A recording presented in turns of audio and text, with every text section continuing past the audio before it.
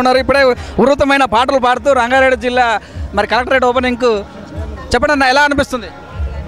ఇవాళ యావత్తు భారతదేశం అంతా వీక్షించింది ముఖ్యమంత్రి గారి ప్రసంగం.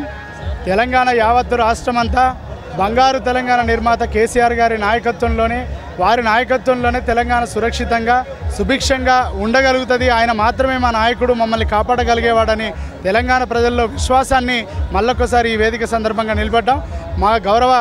మా ముఖ్యమంత్రి కేసీఆర్ గారు ఇవాళ కార్యాలయాల్ని ప్రారంభించడంతో పాటు కార్యకర్తల్ని, నాయకుల్ని, ప్రజల్ని కార్యోన్ముఖుల్ని చేసే విధంగా ఆయన ఉపన్యాసం జరగడం జరిగింది.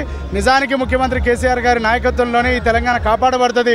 సకల కులాలు, సబ్బండ వర్గాలు, సకల మతాలు సంయమనంతో సమానత్వంతో మెలుగుతున్నటువంటి తెలంగాణను ఎంతమంది కుట్రలు చేసి విచ్ఛిన్నం చేయడానికి వచ్చినా, ఎన్ని మత పిశాచాలు వచ్చినా మా దగ్గర మంత్రం ఉన్నది, అది జై తెలంగాణ మంత్రం.